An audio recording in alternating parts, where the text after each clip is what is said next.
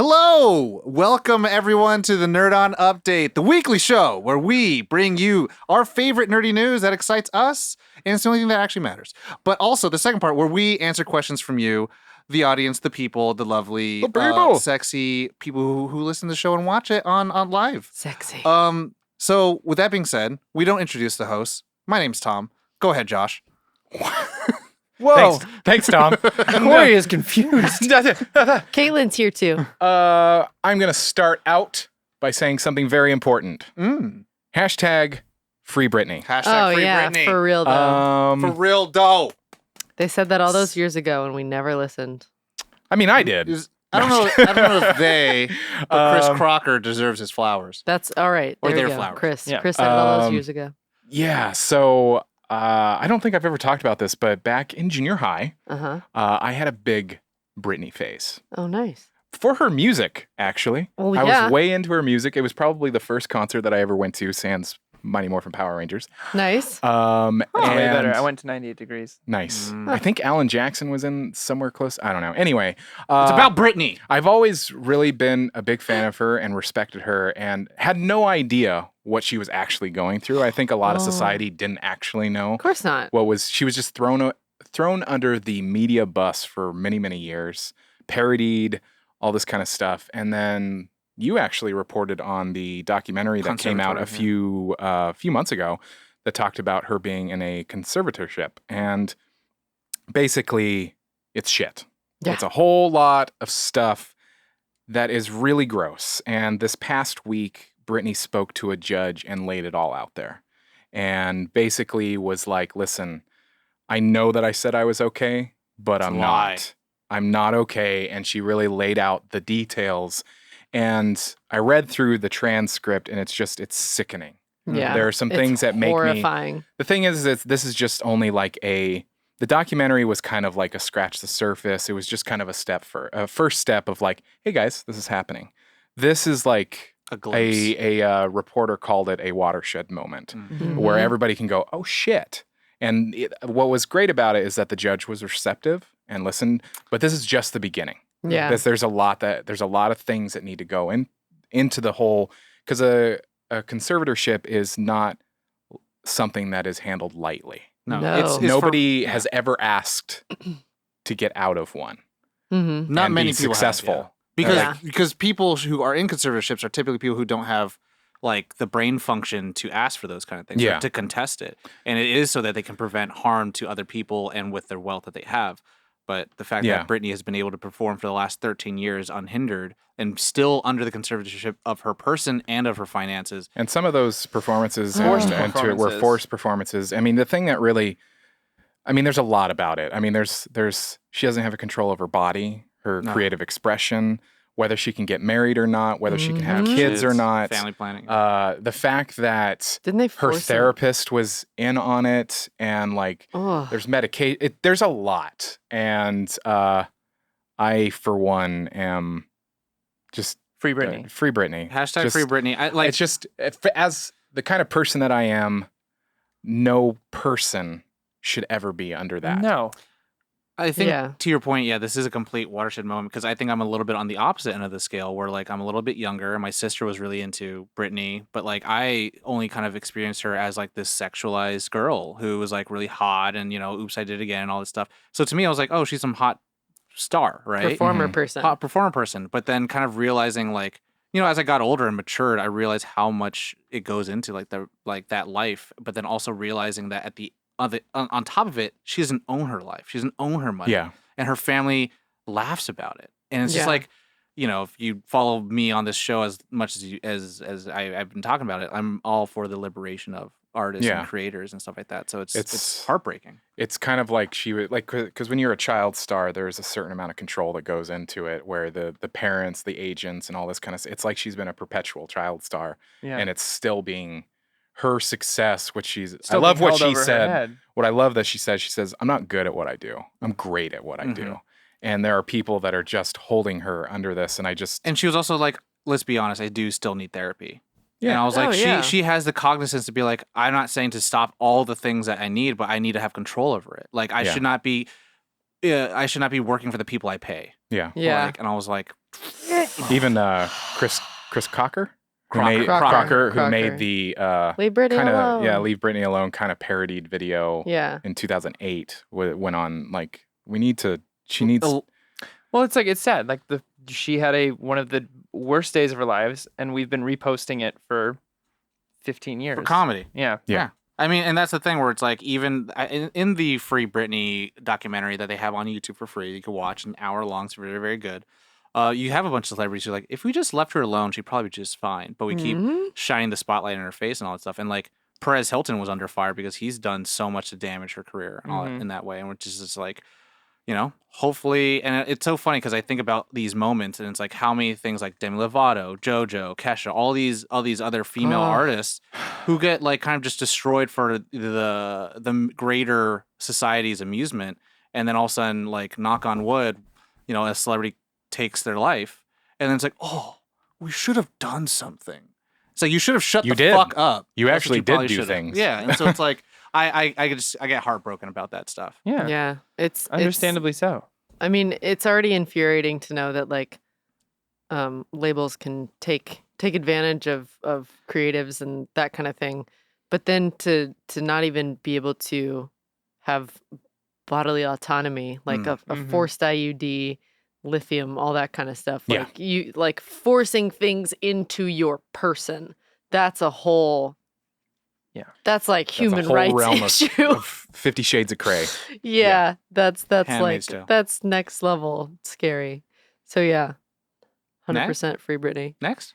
Next, I'll go next. So Kotaku saw by Kidscreen that there's going to be Final Fantasy IX animated series. Saw that. I'm very interested to see what sort of style and genre they do with it, because they're aiming for like 8 to 13-year-old kids. But there's like I can see that. there's like a lot of dark stuff. I just mean from a style But- standpoint, but like if you look at the Yu-Gi-Oh! design. But Yu-Gi-Oh! Yeah, I exists. get that, but like there's like, oh, what did it say? I love this article that was like it'll be interesting to see how they deal with the oh my gosh, I can't find it of course now.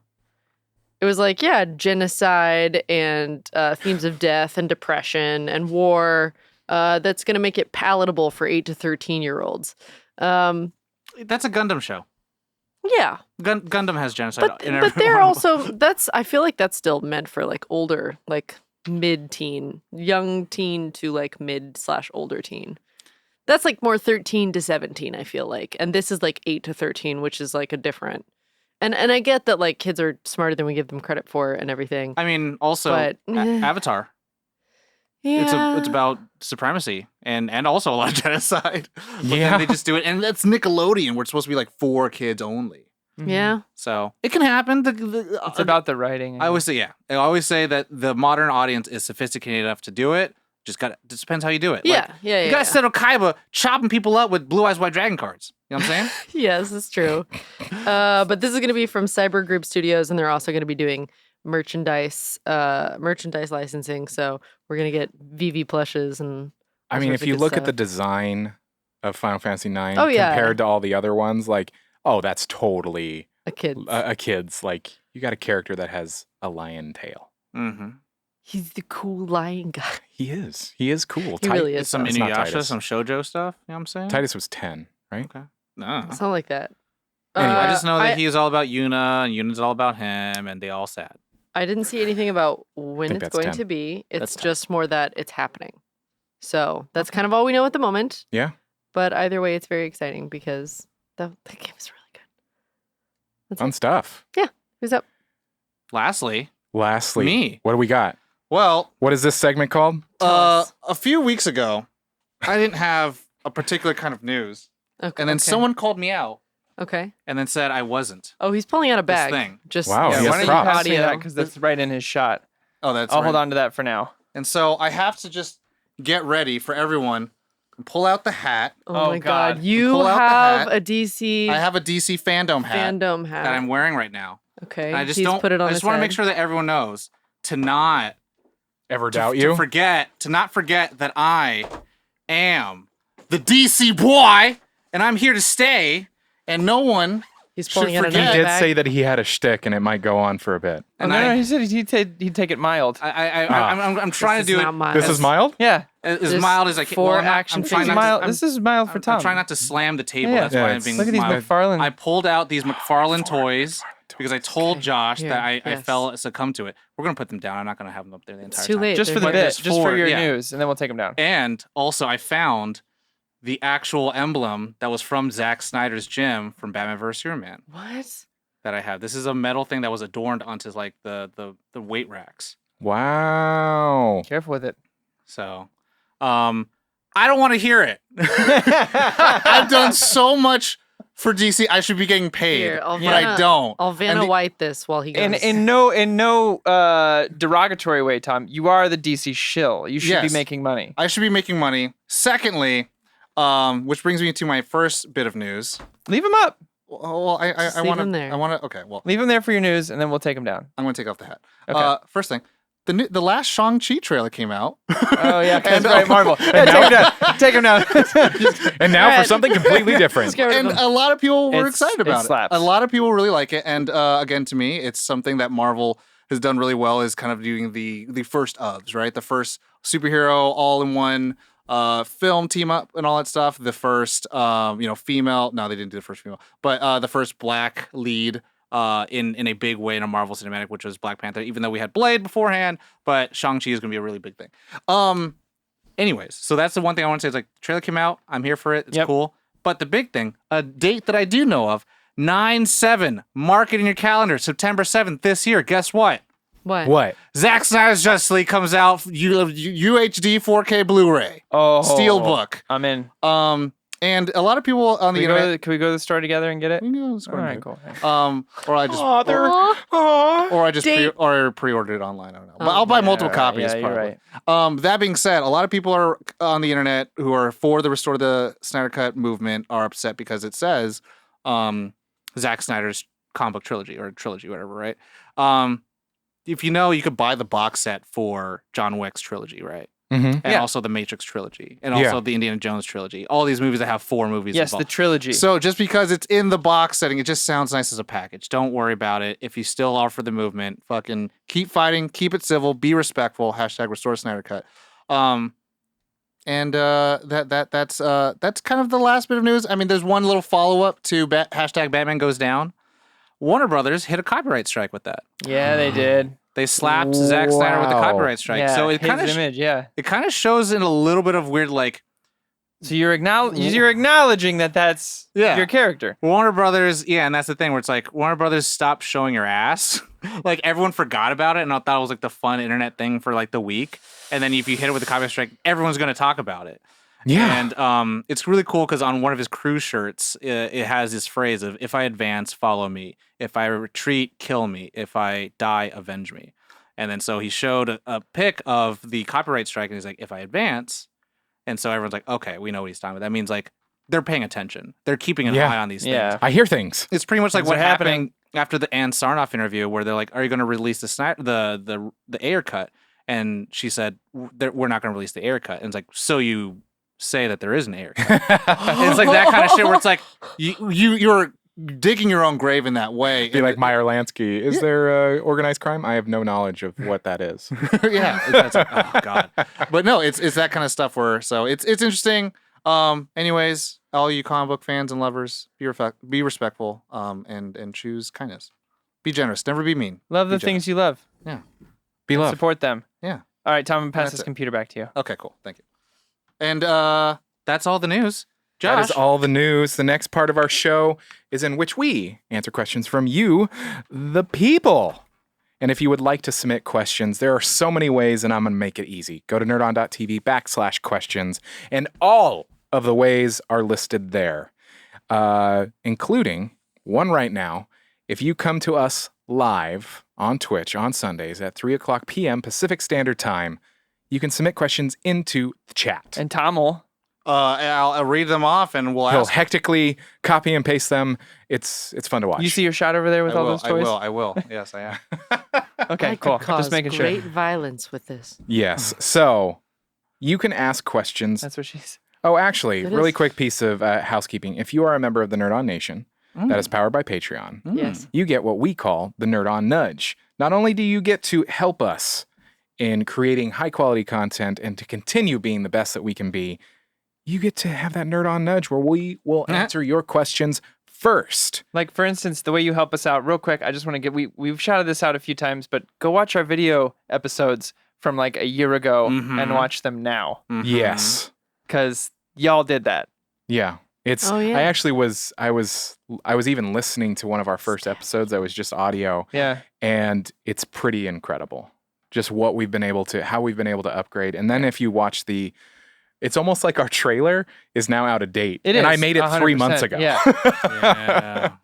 So we have to it's good. It's neat. It's a good problem to have. Yes, it is. The Nation It is. is amazing. It's one of those so- problems you're like, all right, that one I can handle. Yeah, You exactly. know, all the mics breaking at once is not a good problem. No. No. Let's not Why did even I say put that? it Why out did you there. do Knocking that? on wood. So you can ask questions like Spencer, shout out, asks, what nonfiction book has had the biggest impact on you?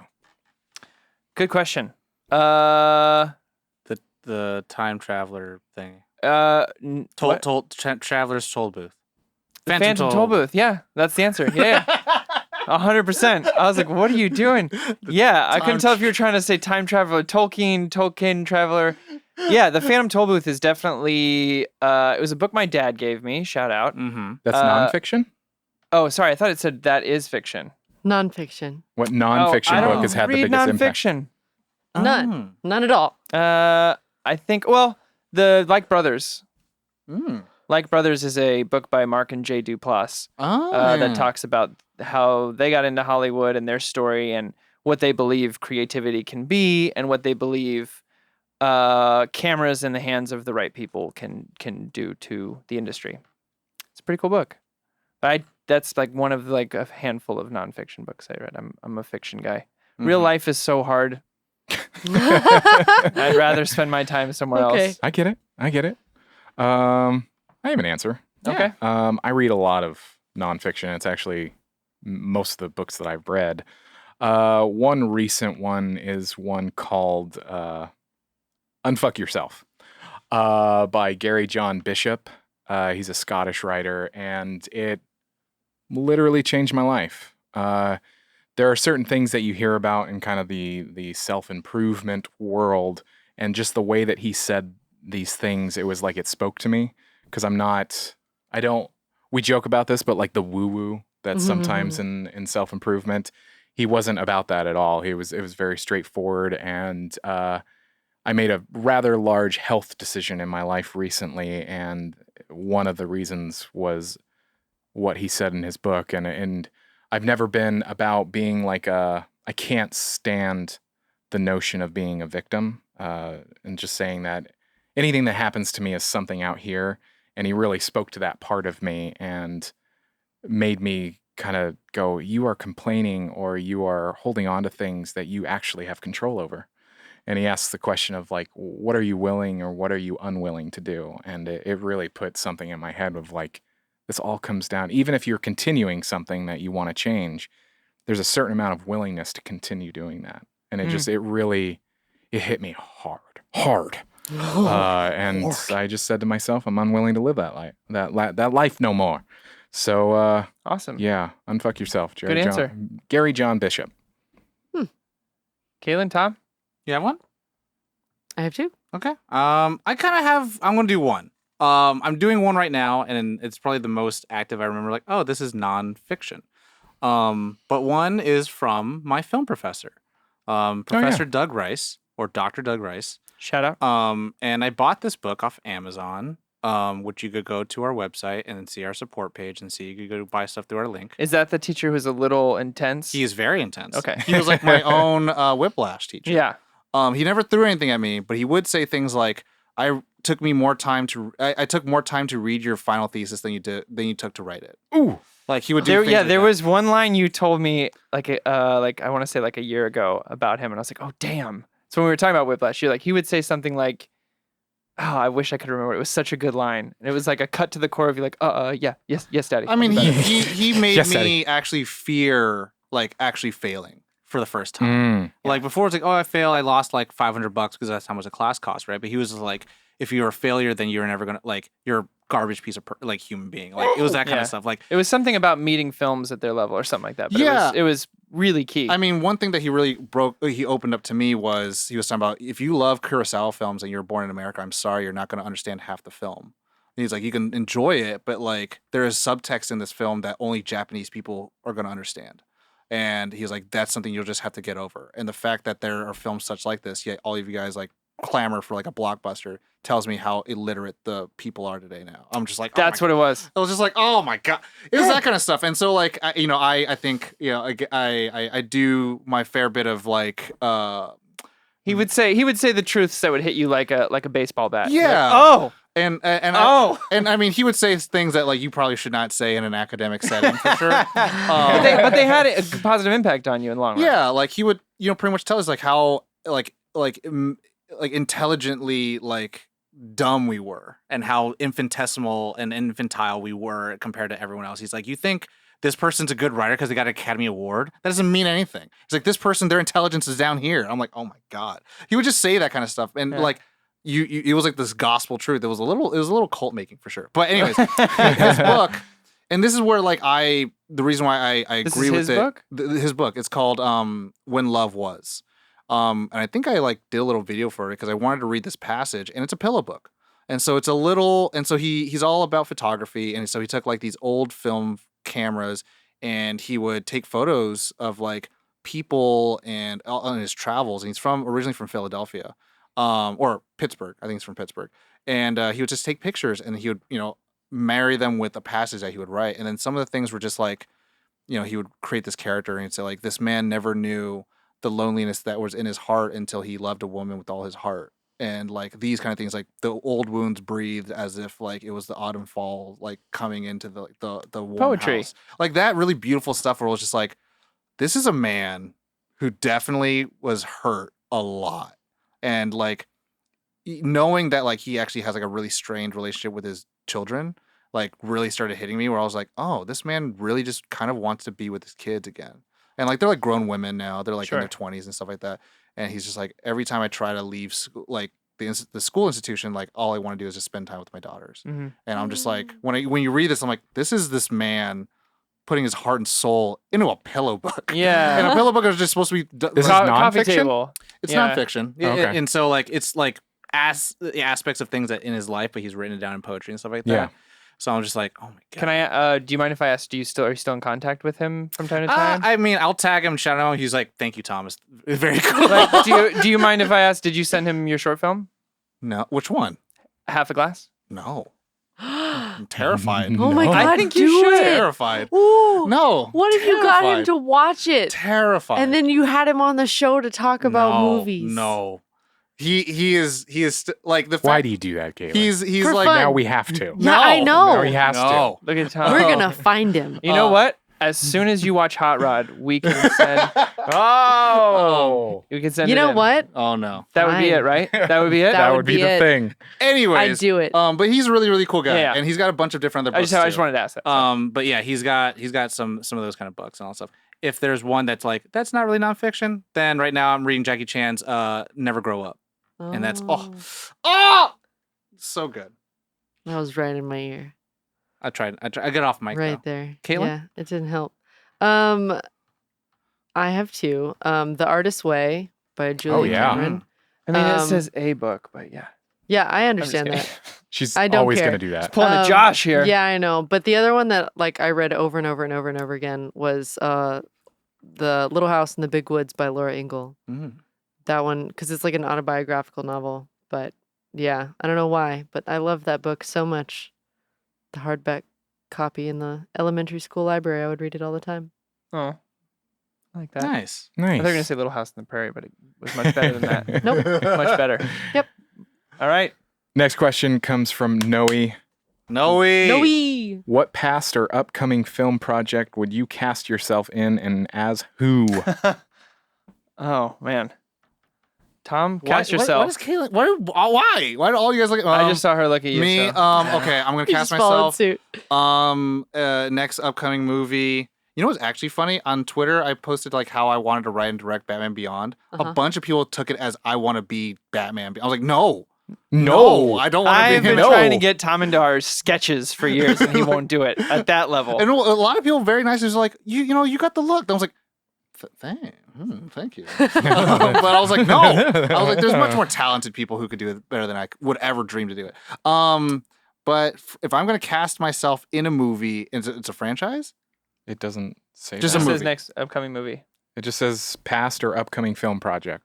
Oh, okay. Past or upcoming. Film/project. Oh, I mean, okay. Then I want to be, I want to be in friggin' Dune. I want to be in Dune, Children of Dune, Children of Dune, and I will be Leto the Second, which you all don't know.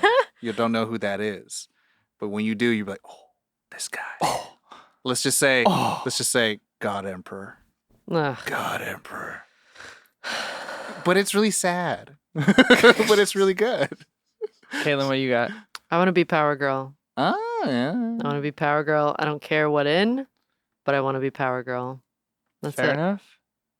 I like it. Jack Skellington? Or... I don't even know if I could pull that off. That's really cool, but... Yeah. What do you got? I mean, when I was a kid, I always wanted to be in the Looney Tunes. Just any character, really. Like any of the Looney Tunes, or you want to be like Michael Jordan in the Space Jam? No, like old school Looney Tunes. Do you want to be not Michael like Space Jordan? Jam Looney Tunes? Huh? Oh, Do you want to be Michael Jordan? You would want to voice a cartoon character. I would want to voice a cartoon Legit. character. I want to be. That's a what I Looney always Tune. wanted to. When That's a I was good a kid, answer. I first screen name I ever had was Cartoon Crazy Boy because I loved Looney Tunes. Like that was my. Why haven't we done an episode? I don't know. We had Bob Bergen on. That was We like did. that was We like, And he did. that was coached like you a dream. through. Yeah, through Marvin the Martian. Now It we was a lot gotta of fun. get Eric Bauza on the show. He's like the yeah. voice of all of them. Yeah. Yeah. So that was like currently like with like voiceover. That's like in my dream. Like I really want to do coming video back games from your childhood. Yeah, it's like now that I'm going back to acting, I'm like my dream in VO is video games and cartoons. Yep. Just love it. What about you? Batman Beyond live action. No, just kidding. I'm just kidding. Just had to say that. I'm so sorry. I don't know. I like being in Tom's things. I really do. Yes. Yeah, So that I'm a sucker for like any sort of project that echoes Tom's stuff like that, or like beginners or something that's a little more grounded. I'm writing something right now that's a little more personal that I'm gonna send to Tom pretty soon to see, but that would probably be it. I'd want Tom to take a big part on that. So yeah, we'll see. Be in it. No, like Oh. I would want to be in it, I don't want to act but I would want Yeah. him to Direct. yeah. or produce. No, I'd want to do like a Coen Brothers thing, like a co-direct something with you. So I was very excited to get to work with him recently in front of the camera. yeah. Oh yeah. But like I working on Half a Glass and stuff like that. Just and you know, PAs is fun and all. I was technically only in PAs because we didn't have anyone else. But I enjoy the more subdued, grounded, dealing with Real life stuff. real life stuff. Yeah. I don't want to be in any sort of like big superhero-y Transformers type big thing. Like I just want to do scenes with people. It's cool. I always loved drama. There was just something about Yeah, it. I mean, Like, being it's drama, dark comedy, that kind of Yeah. stuff. Like I could do a dark comedy, but even then, that's still more subdued than PAs is crazy. And Yeah. it's fun. It's a different type of thing. But PAs is amazing. If you haven't seen PAs, go watch PAs. I would. Tom stuff is my answer to the question. I have actually Tom stuff and dad stuff. I actually have a lot of like small pitches for stuff that have just come off. Like I have some ideas. We'll talk about. Okay. Later. We'll talk about later. Anyway, next. Next question comes from Gamer Fuji. Shout out. Hello. Follow-up Thank you question. Right here. Thank you for all Right here. the Shout out. images and all the memey stuff you've been making. Shout out. Salt Bay was killing it. Yeah. Also, I want to apologize real quick on air about how bad my Guess That Gator Grumper thing has been. It's been a lot of gibberish lately, and I'm going to reel that in. I promise. All right. She asks, who would be your dream guest to have on the show, and what would you want to talk about with them? Whoa, good question. I've got an answer. Oh, this is something like since we started Nerd On, and I have. oh, I know it. I have. know it. The cool thing is, I have worked with him, and I have talked to him via email, but he said no. So far, I think I already know. Mark Hamill. Yep. Yeah. I would Mark the love Camel. to have Mark the Camel on our show and just talk about camel stuff. Yeah.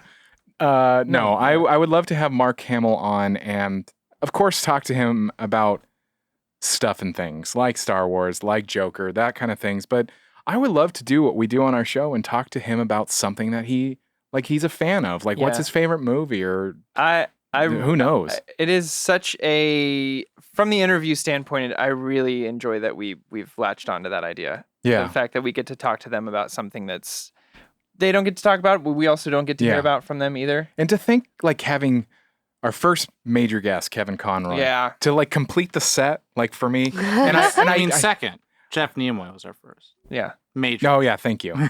Yeah. But I do have to like make a shout out to Mr. Hamill, the way that he said no. And the reason why he said no was he said that I get a lot of requests to be on podcast. If I can't be on all of them, I don't want to be on any of them because he wants to say yes to all of them. Legit. Yeah. So he's a sweet guy. He knows. Yeah. Yeah. He knows. That's a really good answer. You're welcome. I don't know if I have one right off the top of my head. Tom? Caitlin?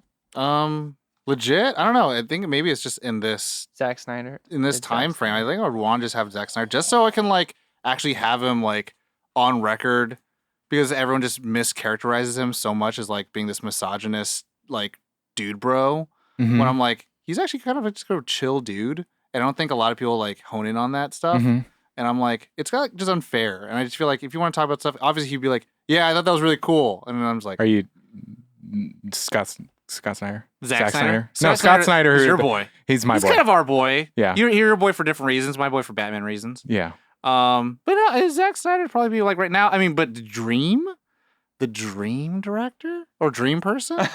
Don't bury the lead too much, Tom. I don't know if it'd be Nolan or not. I don't know. I feel like It'd be a director. Yeah. You know, honestly, I might want to have Guillermo del Toro. Oh. Just to be like, you know, monsters and. I also heard he's one of the sweetest people. Yeah. Can I do want to say something.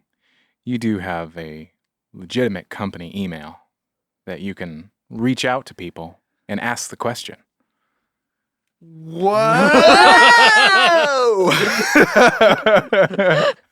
We can work that out and just because you can't get a yes unless you ask. Oh yeah.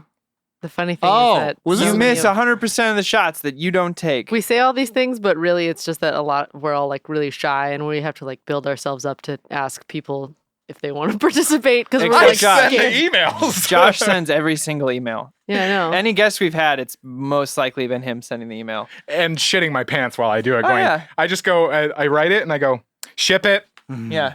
That I do respect Josh because there's been times where I've been like, can we reach out to this person? He's like, I'm going to do it. And then he does it and he goes, hey, you do have an email too. And I was like, yeah, I know. So good at it. So handsome. I have a way with words. People. He's so handsome and charming.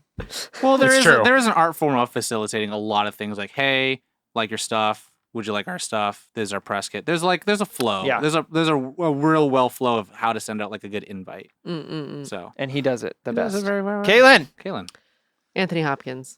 Ooh. I really want to talk to Anthony Hopkins about Shakespeare. Reading a script so many times that he memorizes it. Well, not just that, but like he's a composer and he's an artist. And how do you spend that time? How do you delegate all of these different facets of your life and not go insane, kind of? So The Father, the recent email, the recent film. Oh, The Father. So good. Yeah, I watched that. He was excellent, but just the way that they edited it. Oh, it's so good. It's terrifying. It's terrifying. Okay. How good it is. It's literally about like Dad No, I stuff. just you started that. I was like, I just wasn't expecting that. But yes. Yeah, You know what it's about, but they make you as an audience feel like what it's about. Yeah. Yes. You're like, whoa, that just happened. Yeah. And even at the end, you're like, I actually don't know what. And then you're just, it's so many emotions. Yeah. It's so good. I forgot. We'd have to get a translator, but Hayao Miyazaki. Oh. I would. I don't. I'm in. I'm going to be very honest. I'm not sure how I would feel. Because he's not super cool. Well, it's no. just, The thing is, he's super cool. He's just not chill. Yeah, there's no chill. So like, and there's just things that you don't think about. Yeah. Where I have a book that's a compilation of interviews with him, and the way that he thinks about certain things, there's just no compromise. Yeah, no. So that's the no chill aspect. Yeah. But it's just he walked out of his own son's first movie premiere because he thought it was garbage. Right. But he was happy because he's like, my son didn't say no. I was like, yeah. Right. So it's one of those things where like, I'd be interested for the conversation, but at the same time, I'm like, it could potentially be soul crushingly demoralizing, and I would have to take some time to recover afterwards. So I'll be right back. I'll be fetal. Definitely not a no, but still like a okay. A soft yes. Soft yes. A soft yes. Corey, what's yours? I know you were saying like Ian McKellen. I was like either that or Sir Patrick Stewart. No, those are good answers though. Rachel McAdams. I knew Come on our show. No, my real answer though, if that isn't my real answer, I'm still not 100% sure. It just slipped right out of my mind. I would love to have Jim Carrey. Tom Hiddleston. Jim Carrey would be great. Tom Hiddleston would be great. You know what? I Rockwell. totally just lost it. No. The cast of Always Sunny. I do want to watch Rob McElhenney. Ava DuVernay. Tom Hiddleston talk and then maybe smile once. Rob McElhenney would be a great guest to have on the show. Gugu Mbatha-Raw. Now we're just naming all of the people that he likes. Naming my crushes. My celebrity crushes. No, but I think Rob McElhenney would be great. That'll be my answer. I had another one. I just totally forgot it for the bit.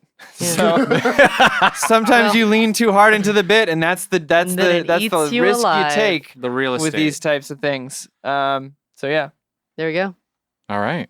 Is that all the questions? That is all the pre-submitted questions. Tom, take it away. All right. I want to get the first one from Poncho78666. Any of you ever watched Supernatural, and what do you think of the prequel? Okay. So I'm gonna just preface this with saying I just started watching it this year, and I'm on season 6, and it is in the category of best shows I've ever watched. Oh, Cillian Murphy, that was my real answer. Oh, okay. That was my real answer. It was 100% Cillian Murphy. Yeah. As the interview guest, I would love to have on here. But Supernatural. Speaking of Peaky Blinders being one of the best shows ever, Supernatural is also one of the best shows ever. So I don't know about this prequel. So give it to me, raw. So Josh and I finished, or I haven't finished the show, but Josh has finished the show. Caitlin's I'm on season 1. Season 1. Still. Season 6. So without too much spoilers, the prequel show is about Dad. Dad. That's all I'm gonna say. Like young Dad? Well, that's all I could say. Because we learned because that's all I could say. That's all. Without that's all spoilers, there's. But because I'll say it like this. Wouldn't it be Mom? Because I'll say it like this. Things that I've said before we started recording.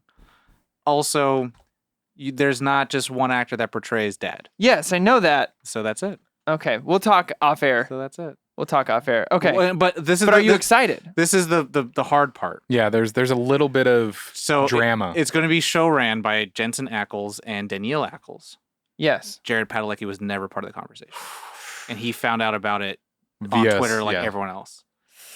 And the showrunner for Supernatural is not even Eric Kripke or. Didn't he get arrested for punching him too? I don't know, but there was a tweet that he put. It's like, how dare you? Like, this is a terrible thing that you've done to like not tell me and be involved in all that stuff. So there's a rift in the Brotherhood? Might be. When was this? I mean, this was like this week. Oh. Okay, because they had a podcast show together, like a live. They would do a weekly live show. I've read recently, and literally, when I say recently, I mean the past 24 hours, that they're like, no, we're cool. Oh, okay, great. We're always going to be brothers. I was to find grumpy. out that way. Yeah. Yeah. Well, to answer your quick question, is that Jared Padalecki, and has been very open about this, has had issues with substance abuse in the past. That has led to some rough nights like that, but has since helped a lot of people on their road to recovery. I think he's still... Well, he's Walker, Texas Ranger boy. I know he is, but I believe he was still in and out with his substance abuse with alcohol. And maybe. But that's, I think what you're thinking of was one of those nights as well. But there was just a lot of memes saying like Jared Padalecki, me, Sam Winchester. They both deserved more from Dean Winchester. And I was like, that's so funny. So it's so funny to see where you guys are at. But yeah, I don't think it became like a huge tiff like YouTube drama because they're adults and they know how to be in Hollywood. But yeah, so how do I feel about it?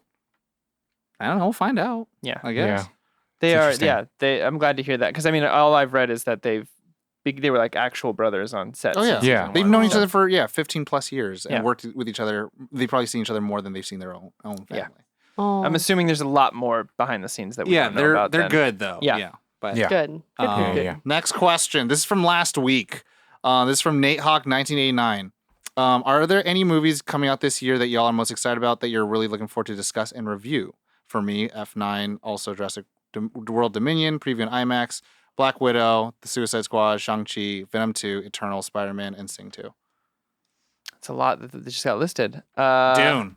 Yeah, I was about to say, I know Tom's excited for Dune. It's not even on the list. Everyone, and it's so funny. I feel like a lot of people are like, Tom, why aren't you excited about Dune? We've seen a lot of superhero movies. I'm sure there's going to be a good one. There's going to be a bad one. There's going to be one that might surprise me. But the ones that are likely going to surprise me I don't think are going to be here. But Dune, we haven't seen. It's like Dune. how Mad Max kind of came out of nowhere. Yeah, but also like Green Knight. You know, like we haven't seen these kind of films in such a long time, if not ever. Like what was it? One Night in Soho? Yeah. Edgar Wright film? Yeah. Looks good. Like I know we're the nerd pop culture show. Yeah, there's movies that I'm like, I don't think we're gonna do an episode like Respect, the Aretha Franklin movie. We could do a bonus. Yeah. We don't normally cover those. It looks wonderful. Yeah. Jennifer Hudson had the stamp of approval from Aretha. So it's like there's also, did you see the documentary that was one of her performances? It was in a church choir. It was like one of her oh man, I'm gonna send it to you. Looks amazing. I haven't watched it yet because I want to find someone to watch with me. But also Candyman. Yeah. So for me, Halloween Kills. My answer is The Harder They Fall. Oh. It's a Netflix movie coming out with Regina King, Lakeith Stanfield, a ton of people. Idris Elba.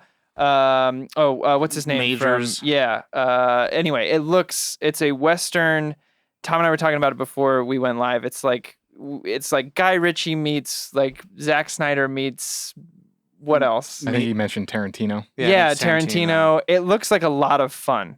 And the cast is amazing. And I'm here for it. Zazie Beetz is in it. I'm a huge fan of hers. So I think that one, I didn't hear about it until like 3 or 4 days ago. So it's a little sleeper. Is that when the trailer was released? Yeah. So I just had no idea it was even like in talks. Like, oh, they're casting this a Netflix movie. I feel like that's been the past year where a movie comes out and you're like, I didn't know this was coming at all. Yeah. Yeah. That little Netflix like summer teaser of all the movies coming out was such like a misdirection because like all these big movies, big stars. You're like, who? What? Yeah. What is that? I mean, well, like, because with this, especially Tom, I mean, I loved Boondocks, but Tom got me on the Regina King train with Watchmen. And so to see her as the lead in this also, immediately I saw just the preview. It's just her with the hat and the mask again, just the eyes. I was like, oh, I'm so here for this. I'm here. And Ma Rainey's like, she directed that. It's like, she's having a really great season. I hope it continues. So that's mine. Caitlin? Suicide Squad and Venom 2. I'll say this, the new trailer for Suicide Squad. This is the DC hat is now yours. How do you say that? Is that DC girl? DC girl. Yeah. I mean, you could still be a DC boy if you want. Bah. It's BOI. It's up to Well, you. you know what? We're not I'm here just to gonna label. say I'm gonna be a DC. Ah! There you go. I'm just gonna remove the inaudible. The new trailer sold me more on it Yeah. on Suicide Squad than the first one. I will voice that I was a little bit of the same of like, put Superman in the ICU. Come on, man. Come on, man. But like, if they make it part of like how cool he is and like, you know, Bloodsport is so cool. But I'm like, Batman shot him in point blank range and he caught the bullet. Like, come on, man. And then I'm like, but he is supposed to be better with the bullets or guns. So I'm like, all right, whatever. Like, so I'm like, we'll see. It's very like, well, this is Will Smith's character because he's doing it for his daughter. I'm like, come on, man. Is it supposed to be Cavill? What? Oh, well, James Gunn doesn't know. And I'm like, come on, man. But he can make that. He could make that call. Yeah. Be like, yeah, in my universe, it's Cavill. Yeah, I don't know. So James Gunn, make the stand. # restore the Snyderverse. Yeah. Oh my goodness. Did you say one? You said a couple. Yeah. Okay. Okay. I just wasn't sure if you had one definitive, like Paddington 3. No, there's Paddington 3. Is That's probably this year? not 22, 23. Yeah. I think it's No. 22 or 23. 22, 23. 222 or 23. The year 2223 is Yeah. when Paddington 3 is coming out. Everyone, 222 looking forward or to it. 223. Yeah. Josh is already saving up to be cryogenically frozen. Nerd-On's 100-year anniversary. Just you and us. 200. Just earns. Welcome to Nerd On Podcast. No, you'd be cryogenically frozen. So you'd be Oh, just yeah, as you that's are. right. I'd just be like, Come as you are. yeah. All right. Anyway, Next question. So this one's also from we'll do this next one. So T-Dog 8282. This is from last week. Yeah. Something that will happen if y'all can ever have Nerd On as your only job. oh my god. Something Wait, that can happen. They're saying, like, once this becomes our job, what's something we can do? It's Just do one. We always make it a long meal. I know. Let's just do one thing. I already know what I want mine to be. All right. Yeah, go. I want monthly anime du jour. Okay. I want to be making an episode of that. There's just so much planning that comes into like making. That's an like Yeah, there's our a lot. That's, Yeah, that's like yeah. our It's not Great just. British It's Bake not Off. even just Yes. planning. It's planning. There's the pre-production. There's the actual filming. There's the post-production, and there's the social part of it. It is a lot. It'd be cool Yeah, to have like a there's a multi-step lot. too, to have like a camera crew that records you actually making the food. Oh my god. That'd be really cool. Yeah. And then it's like that's one episode. because what I would love to do is when I'm doing because I started trying to do test recipes beforehand to make sure that everything pans out. So it's not Recipes. like, man, I hope this works. But like recording those steps so that when we're after the fact, we have the B-roll from the before Yeah. times. Yeah. So I would love to do that once a month. And then you would have videos coming out all the time Yeah. with food stuff that's really cute and thematic. I love that. All right, quick. Quick? Yes. Oh, well, mine would be I've always had this idea going around to different restaurants and spotlighting local spots or traveling around. Before Nerd On was even a thing, I would talk to my wife about doing something with Tom, where Tom and I would go around LA and try different foods and report on it and do segments and stuff. So that would be, off the top of my head, that's one of them. But also, First Impressions. It's a segment that I really loved editing, and you guys did some really great videos for. And I really liked that segment. It was a quick little 5-minute recap. We have a few up on our channel, but I really enjoyed creating those and editing those. So if we had more time, I think that would be the first. It was go-to. basically the first one of the first segments of our podcast is called First Impressions, and it's basically what it sounds like, just the first impressions of something. But for this, it was video games. Video games, And yeah. a new game would come out and be like, what are play a your first game for like impressions? 10 hours and then report on what your first impressions are and what you hope for. Not necessarily a review, just like Yeah. this is fun. or this How is you this. feel. Yeah. Yeah. So I think that would be the first segment I would bring back. I really miss like our tabletop gaming streams as a Yeah. group. Just like Oh. in studio, just like Zombicide. setting up Zombicide, setting up Outpost 31, just these different things. Like that was just, it would be cool to have the time to be able to do that. Yeah. Just like I imagine our streaming room and having a table in the middle and it all being pre-set up. And we're just like, what game are we playing today? And they go, we set up another Zombicide for you. Like, great. Give me Ned. Cool. Would love that. Ned or die. I'd probably want to do an entire challenge stream. So That everything we just do is sounds just so like challenge. you. And so it's like beat this game in 2 hours challenge. Let's do it. Or like, Tom eat this just really wants hot to wing suffer challenge. more. He just wants to start the series that we thought about, Rage Quit. Yeah. It's like even that, but then also like there's Green Demon Challenge where you can get the one up from Mario. You have to outrun it while getting the red coins. Yeah. But like, eat the hot sandwich or like speed runs and stuff too? yeah, those kind of challenges I'm all down for. I'm like, oh well, this sucks, and just like or like play the bus game. The one that's like 18 hours long. It's like cool. I'm not gonna sleep. I'll play it the entire time. Oh my god. Oh, the simulator. Yeah. Yeah, the I'll- truck driver simulator and stuff like Yeah. I'll do that. Like those challenges, I'm down. I'm willing to shed years of my life for that. challenges. I think what would be a fun challenge for that is to find a simulator of a drive from LA to Northern California and then I'll actually drive it in real time and we'll try to like co-stream those together. Road trip. Yeah, see who can, And then halfway through, it's just like, can I change the music? I'm putting this on. It's just Michelle Branch. No. How many questions? One more. One more. Okay. Yes, yeah, sir. let's do another one. Let's do one more. Let's do it from the chat today. Let's do one from Dougler. Now, right. Dougler93.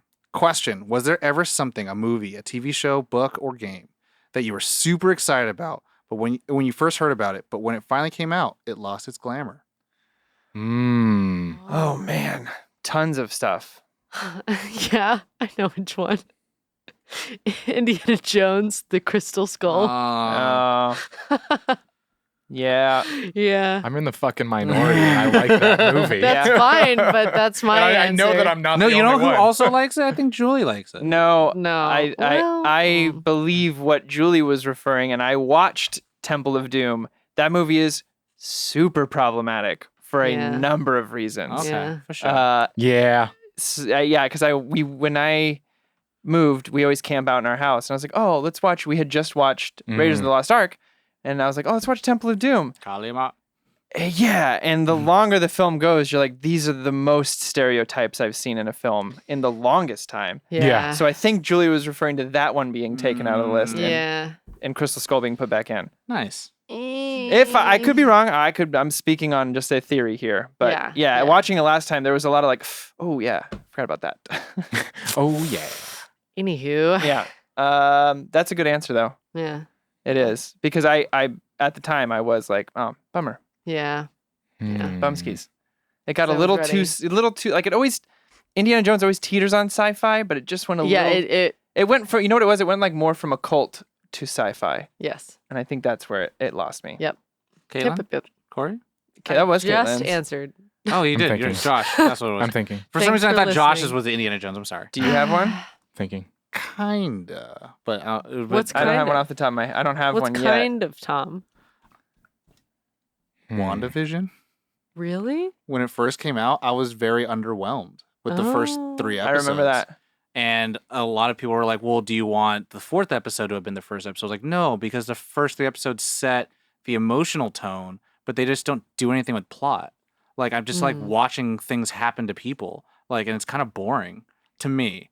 And like, I'll say that combined with Winter Soldier and then with Loki, I was like, their characters are pushing the plot. If things don't happen, it's because the characters aren't doing anything, but everything's just happening to Wanda and Vision. And so, like, to me, it was like very They like needed to lean a little more further into the plot and I was sooner. I was really looking for it to be kind of like a Legion, kind of like a Black Mirror, where it's like, oh, let's play with So the all this. parodies weren't the problem. No, it just felt like none of the characters were in charge of their own realities, and then everyone's like, but Well, that's technically part they of weren't. it. Then I'm like, yeah, that makes it a boring show. You know, I can tell a bad story too, but it's part of it. So like, I liked it. yeah, you can enjoy it and all that stuff. I just felt like it like nothing like Just like me and Josh. even in Frasier, right? Like something happens. His dad moves in without his want, but then it's him still trying to look for love. Yeah. Like in the nanny, it's about her not being homeless, and then Mr. Sheffield brings her in, but then she's the one that's changing how the kids are. Like there are things that make each character Just in like these Sound old, of Music. in these old sitcoms. Like the character is driving the plot, not the plot's just happening. Like these are episodes that are like the 5th or 4th episode in a Golden Girls show. But like even in Golden Girls, like it's about how Blanche and Dorothy like get everyone to live in the same house. Like there are things that like make Even the Dick Van Dyke Show had him balancing work with home life. it's not like things are just happening and plots happening to the characters and they're just like stuck. And so that 70s show still had progress in the first episode. Yeah. Sorry, I just remembered Diagnosis Murder and I got really excited. Is that something that... It was an old show that Dick Van Dyke. Oh, I thought it was another... Completely unrelated. I thought it was another thing that you were No. like, that totally lost its shine for me once I saw Not even it. a little bit. I would watch it again. Bring me more Diagnosis Murder. not saying it's bad. I'm not saying it's bad, but it lost its glamour because that was the one that was probably the most like I was excited about because it was the one that was least predictable for me. Because it's Got like you. Loki, oh, it's travel time, cool. He's gonna become Cap, okay, cool. And then it's like, what? I don't know. Who knows? And then I was like, oh, I know. I mean, to be honest, and this is just a personal preference thing, but most, and I that is a very choice word, most, not all, single player games for me. Really? I usually lose there. I'm a multiplayer game kind of guy. So like, here's the thing. Not even FPS or adventure, but just all well, one especially single player first person shooters. I find those to be really boring. Wow. I would rather be doing something with friends. Like Witcher, I loved. Like RPGs, like heavy RPGs, I can do. Knights of the Old Republic, stuff like that. But anything less than like a heavy RPG where I'm heavily influencing the story, I just can't do it for more than a few hours. So like a big one for me that I use a lot because it has two aspects to the game is Gears 5. Even playing with friends on Gear 5 story mode, I got really bored really quick within a few levels. It just became a little repetitive, that kind of stuff. But the Horde mode, where you're surviving waves and waves with your friends and setting up traps and stuff like that, I loved that. I could do that all day long. But I think just the older I've got too, the more I'm just like, when I'm playing games, I prefer to have that time set aside to play with someone else or with a friend or whatever it is. So like, that's why I loved playing Sea of Thieves on Sunday and stuff like that. So even like the Halo games, like you enjoy it, the enjoyment is higher with other person? Oh, every single Halo game that I've played through, the first time was with the same squad. Oh, wow. Best friend. Nice. Yeah, Dusty. Dustin and Mikey. We always, before we did it on the internet, on release day, we would go together and we would LAN it up. But then once we got to, I think, Halo 3, we had Xbox Live and we just started playing them online. My first playthrough on a Halo game has never been solo. Wow. I don't know. I just feel if it's not super story heavy RPG, then I just would rather be playing online. Wow. Nice. Huh. So like, yeah, Gears and Anthem was another big one that let down. Anthem. Yeah. Jack. Oh. Yeah. Oh, my heart. Anthem. Yeah. Anthem. No, Anthem. No, actually, this one is, though it is not the case now, it's one of my favorite games now, but when it first came out, Fallout 76. Were you really hyped for that? I was super hyped. We saw the announcement for it, and I was there, wasn't I? Yeah, we were at that E3, and they gave us ice cream. Yeah, pumped AF for it, and then I remember we played it on release date, and I remember it kind of petering out of excitement of just like, within the few hours, it's a sweater. Like, within hours of it, we're like, oh, I see what this is. Okay. Oh, And like once you get to the first town, you're like, oh, this is not what I was pretty. expecting. This is pretty hollow. Yeah, and I mean, so it's changed a lot. It is. I mean, many critics have even gone like it is a completely different game. Yeah. Wow. Okay. Than what it was, and now it's one of my favorite games. The community is dope. Yeah. If it didn't have the community, would you still play it? It's a game that you have to play with people. Oh, Not the wow. game requires it, but it's part of my experience with it. It's just like you and Halo. It is just so much more fun to squat up with some people and go kill ghouls or... The only thing that's interesting to do by yourself is to make your camp. Build your camp. And that only gets you an hour. And the storyline is... Oh, wow. The storyline you can do it with a group. It's so frustrating though. But it's you all have to go into a separate instance. Oh my. So like if you're with a team and you're all happen to be on the same quest, you can't all do it together. You have to do it separate. Or you have to help someone and you don't get the progress. Oh boy. So I'm hoping they fix that. Yeah, I mean, good game. Anyway, the thing is you know what is a good game? Yakuza Like a Dragon. Heavy RPG single player game. Yep. So Fallout 76 was my answer. But now it's got the glamour back. It does. Yeah, for me. There you go. Some of my best friends are online. Fallout. So before we leave, we won't be back next week. Oh No, yes. we will Real not. quick, everybody listening, thank you for listening. Everybody watching, we announced it in our past episode last week. We will not be doing an episode for the week of July 4th. We decided to take a break, a much needed break. So first time in 4 years. I don't know what Tom's doing, and I don't know what these guys are doing. And you know what? I don't care. I'm actively listening. Yeah. Kayla's trying to, do what she does. It's a main character from Shadow Warrior. His name is Big Wang. Big Wang? Oh. Wow. But yeah. housekeeping for the update. Thank you so much for listening. Appreciate you all. You all are amazing. Have a wonderful y'all. Have a wonderful holiday week. Check out our website, nerdon.tv. It has all of the information that is important. All the links, all of the channels, all of the platforms. Check it out, nerdon.tv. Share us with your friends, your family. Rate, review, give us share. a review. Your enemies. If you got like 10 seconds right now, you can give us a review. It means so much to us. And we'll read them out on the show too. Yes. Yeah. And also stop by the Nerd On Nation. That is, like Corey said, it is in fact how we've been able to grow over the past couple of years and upgrade our content. It's literally the reason we can continue doing this. Yes, it's exactly. Like, it's the only reason we can continue doing this. Exactly. So check it out, nerdon.tv/Patreon. It helps a lot, every bit.